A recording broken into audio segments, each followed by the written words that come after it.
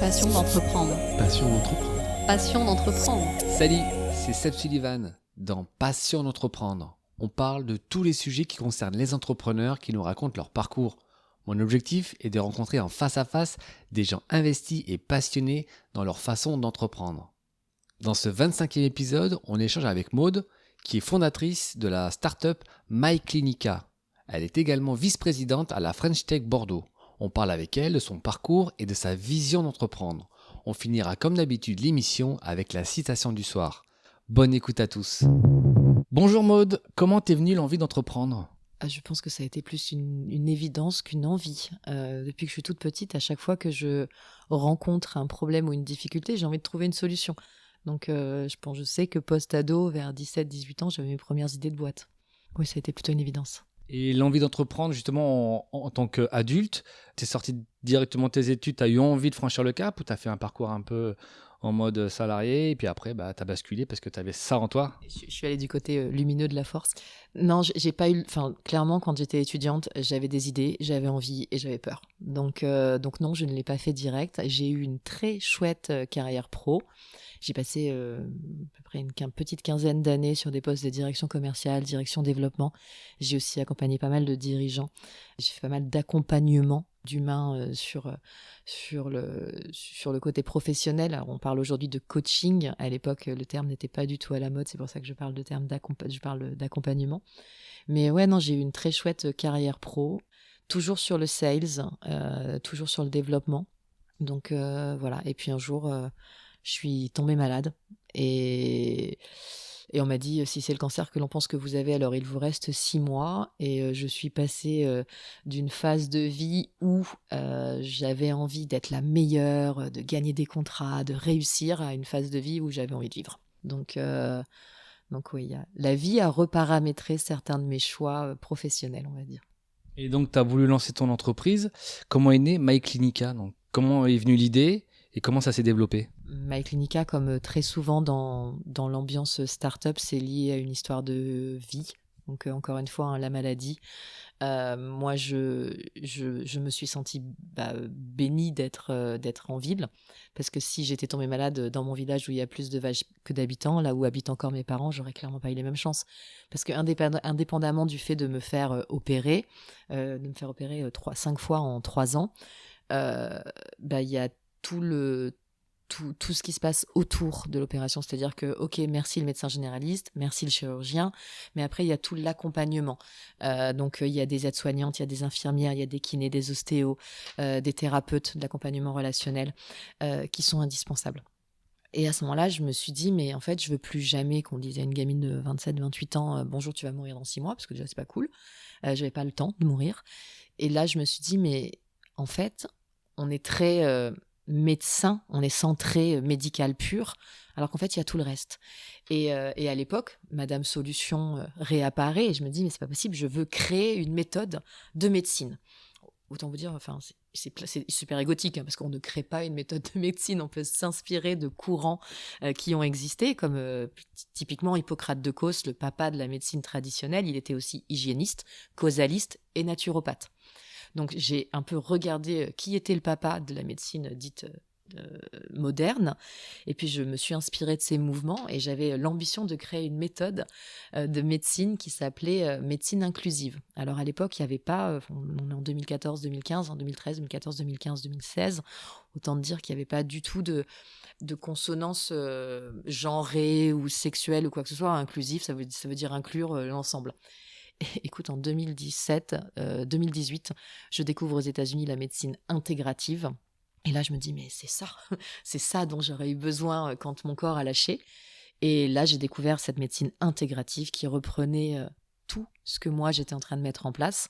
Donc, j'étais hyper content qu'il y ait d'autres fous sur cette terre qui aient créé le même mouvement que moi, je voulais créer. Et la médecine intégrative est née donc aux États-Unis dans les années 90. Donc, on est quand même, c'était pas hier, quoi. C'était avant-hier.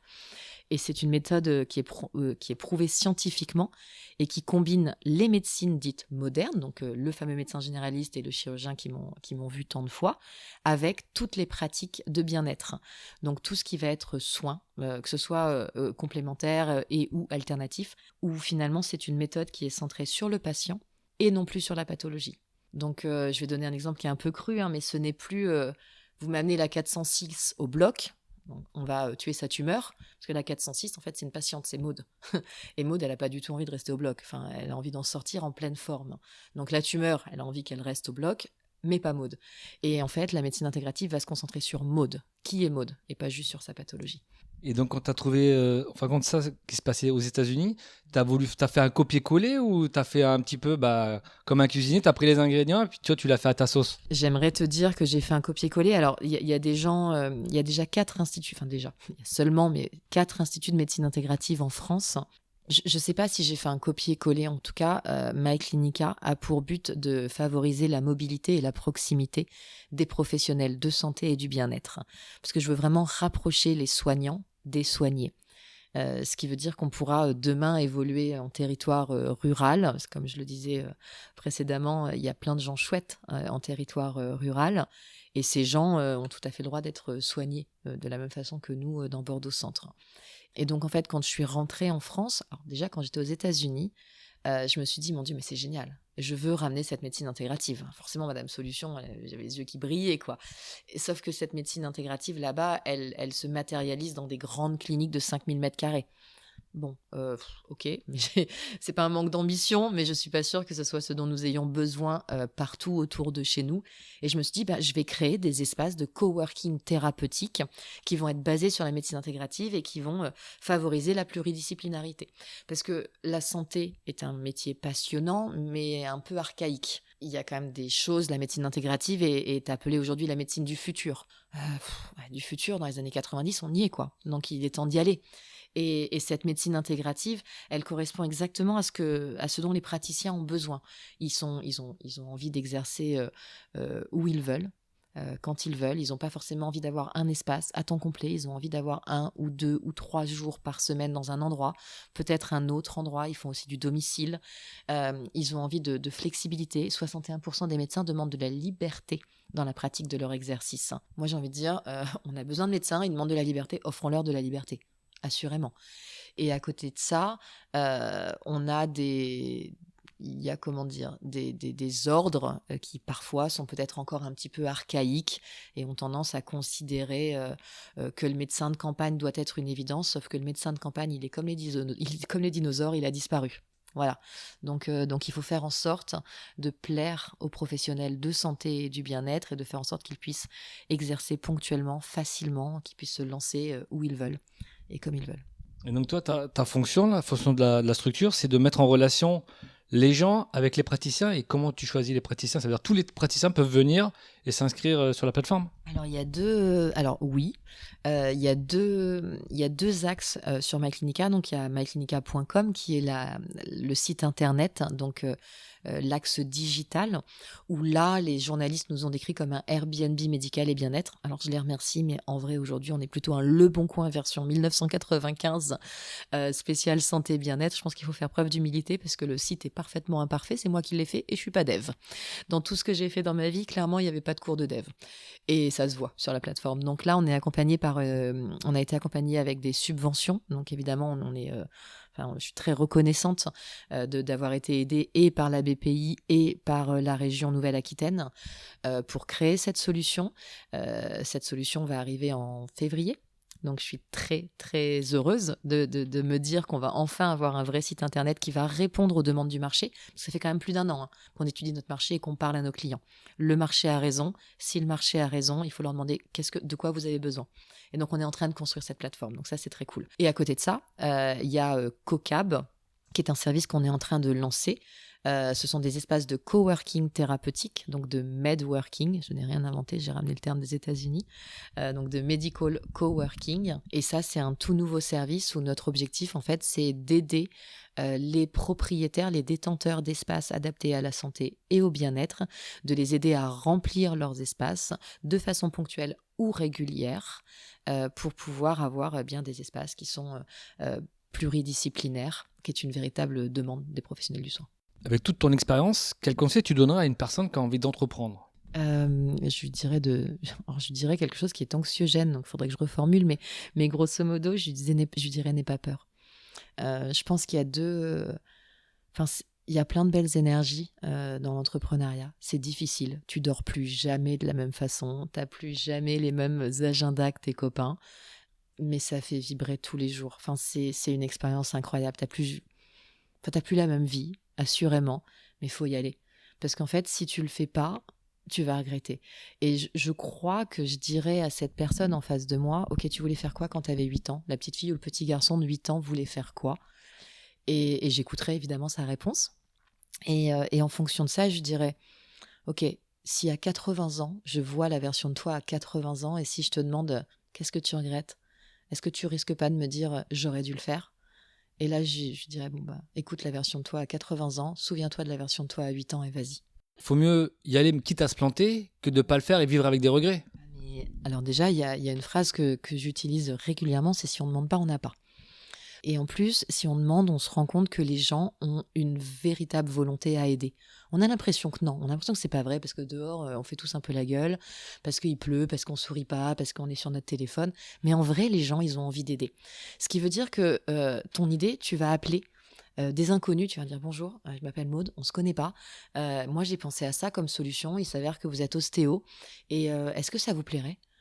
C'est pas le moment, vous êtes en consulte. Ok, est-ce que je peux vous rappeler ? Ou est-ce que vous avez quelqu'un qui pourrait me donner un nom ou juste m'offrir 5 minutes ? J'ai juste besoin de 5 minutes. Et là, en fait, tu vas voir, les gens, ils vont t'aider. Il faut juste le faire, en fait. Il faut faire le premier. C'est dur au début, mais il faut y aller. Et moi, je pense que je dirais ose. Ose. Après, comme je disais, ton podcast s'appelle Passion d'entreprendre. Je pense que tu peux pas demander... alors, je vais peut-être être clivante, c'est pas ma volonté, mais tu peux pas demander à un ingé d'être commercial. Voilà. Et moi, me demande pas d'être ingé. Clairement, c'est pas possible. Mais dans tout business, est-ce qu'il ne faut pas être d'abord un peu commercial par rapport aux autres catégories ? Tu vois, vraiment, le numéro 1, c'est commercial, c'est le savoir se vendre. Non, je pourrais te dire oui, mais en fait, non. Je pense qu'il faut être passionné. Je pense qu'il faut il faut presque être sûr de soi. Et à la fois, c'est un gros piège parce que les entrepreneurs, j'en vois un paquet, qui me demandent. Là, je suis nouvellement élue à la French Tech de Bordeaux. C'est passionnant comme rôle. Du coup, les gens me demandent des conseils, des avis. Et en fait, je pense qu'il faut être passionné. Et je me rends compte qu'ils ont tous l'impression qu'ils ont raison. Je crois que l'entrepreneur croit que par essence, il a raison. C'est une connerie. C'est-à-dire que c'est pas parce qu'on est géniaux, c'est pas le sujet. On est multitâche, on a plein de qualités, mais on n'a pas forcément raison. C'est le marché qui a raison. Donc en vrai, si tu es sûr que tu as raison, ok, va demander à ton marché. Confronte-toi, demande des avis, parce qu'en fait, quand tu as les pieds dans la boue, c'est difficile de profiter du chemin, quoi. Donc demande de l'aide, interroge, fais-toi challenger, et ouais, vas-y, ose, quoi. C'était le conseil de Maude. Petite question, est-ce que la cause climatique te questionne sur ta façon, toi, d'entreprendre par rapport à ton activité ? Alors, c'est une question intéressante. Je crois que ça me questionne sur le quotidien plus que sur ma façon d'entreprendre. Je crois que moi je vis en centre-ville, malheureusement je dis malheureusement parce que c'est pas là où j'ai envie de vivre, mais tu vois, genre je prends pas ma voiture, de temps en temps je prends le scoot, mais sinon je prends les transports en commun. J'aimerais bien me mettre au vélo, mais je peux pas parce que j'ai nulle part où stocker le vélo, et on sait tous qu'à Bordeaux on se fait voler son vélo au moins de 3 jours, donc c'est non. Je pense qu'il y a les règles de l'art, des pratiques, et j'ai aucune envie de faire du greenwashing. C'est-à-dire que les règles de l'art, c'est de se dire on va faire un site internet qui est pas trop lourd, qui stocke pas trop, qui a pas besoin d'énormes serveurs pour fonctionner. Et je crois que je peux pas faire beaucoup mieux, en tout cas de mon côté, où je ne suis pas suffisamment éduquée à faire mieux. En revanche, oui, je peux avoir des poubelles de tri au bureau. Oui, je peux faire attention, je fais systématiquement attention de savoir d'où est-ce que viennent mes stagiaires. Donc tu viens d'où ? Mais alors pourquoi je leur demande ? Parce que j'ai pas envie qu'ils fassent 1 heure de trajet pour venir, pour leur confort, pour le nôtre, et aussi s'ils me disent qu'ils viennent tous les jours d'1 heure de route en voiture, en vrai j'ai pas envie, parce qu'ils vont pas faire de covoite et ça me convient pas, ça va pas avec moi. Voilà. Et c'est pas contre eux. Et d'ailleurs actuellement j'en ai une qui habite à 1 heure mais qui vient en train, et que je ne fais venir uniquement que quand on a vraiment des plages horaires où on peut partager ensemble. Donc elle avait envie de pouvoir faire du télétravail, elle fait du télétravail, elle est là 3 jours par semaine, elle fait 1 journée quasi systématique de télétravail, et après il y a 2 jours où elle vient un peu en fonction des grèves de la SNCF et en fonction de si les copains, si les collègues sont là et si moi je suis là. Mais en revanche, on passe beaucoup de temps en whereby, en visio, pour échanger, parce que je veux pas qu'elle se sente seule. C'est vrai que tu as une activité qui permet le télétravail, justement. Tu as une facilité sur ça. Bien sûr, bien sûr. Et puis en fait, je crois que je suis quelqu'un de très libre et je ne conçois pas être contrôlante. Je pense que ce que je dis à chaque stagiaire qui vient, j'en ai une qui a 18 ans, une qui est vieille, qui a 25 ans. Bah oui, hein, quand même, j'en ai 40, je peux dire ça. Mais à 25, ça se voit plus. Par rapport à 18, c'est assez rigolo, ils sont marrants pour ça. Mais en fait, ils font tous preuve d'une... Enfin, c'est des adultes, quoi. Ils font tous preuve d'autonomie. Donc moi, j'ai pas envie de savoir si elle arrive à 9h30, à 9h27 ou à 9h35. Je m'en fiche. De la même façon que ce qui m'intéresse, c'est comment elle se sent quand elle est en télétravail. Est-ce qu'elle a de bonnes conditions pour bosser? Parce que si c'est comme chez moi, il fait 15 degrés. Je vis dans un logement, c'est une passoire, c'est une passoire. Franchement, clairement, le télétravail, t'as les pieds congelés toute la journée. J'ai pas envie que mes stagiaires, elles soient pas bien. Donc, je préfère qu'ils viennent au bureau. Ici, il y a le chauffage, il y a la clim, on est bien. Mais c'est plus de comment tu te sens. En fait, j'ai besoin qu'ils se sentent bien pour être autonomes, pour être valorisés. Et surtout, je ne prends aucun stagiaire qui ne fait pas ce qu'il a envie de faire. C'est-à-dire que je pense que nous avons tous des talents. En l'occurrence, cette jeune femme, elle a 18 ans. Enfin, 18 ans, c'est petit. Enfin, c'est grand, mais c'est petit, quoi. Et elle est passionnée de design et de graphisme depuis qu'elle a 14 ans. Elle fait des projets toute seule depuis qu'elle a 14 ans. Et c'est un bonheur, en fait. Et toutes les personnes que j'ai là en ce moment sont des jeunes personnes qui sont d'une autonomie incroyable et d'une maturité incroyable. Ouais, voilà. Enfin, moi, je suis libre. Je me sentirais très gênée d'être contrôlante avec mes collaborateurs. Voilà. En revanche, je crois que c'est aussi ce que je dis. J'ai un peu comme ma mère. Ma mère, elle me dit, ma chérie, je te fais confiance. Le jour où tu me trahis, c'est fini. Voilà. Moi, j'entends ça depuis que j'ai 4 ans. Moi, je pense que je fais la même chose. C'est quoi les objectifs donc, pour MyClinica? Les objectifs pour MyClinica, faire du chiffre d'affaires.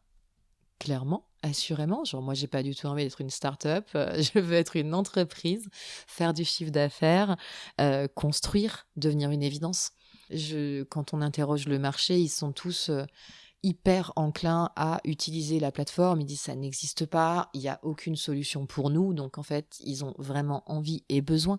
Donc, j'espère qu'on va correctement adresser le marché pour que MyClinica soit une réussite. Merci Maud. Avec plaisir, Sébastien. La citation du soir est du docteur Donatien. Être et rester en bonne santé, telle est ma philosophie pour bien profiter de la vie. On est en bonne santé quand on n'a pas à y penser. La santé, c'est comme la richesse. Il ne suffit pas de l'avoir, il faut savoir la conserver. Je vous remercie pour votre écoute. N'hésitez pas à vous abonner, à laisser des commentaires sur Spotify, Audioblog et Google Podcast. On se retrouve également sur la page Facebook et Instagram de Passion d'entreprendre. Soyez forts et déterminés dans tous vos projets. À bientôt pour un nouvel épisode de votre podcast. Passion d'entreprendre. Passion d'entreprendre. Passion d'entreprendre.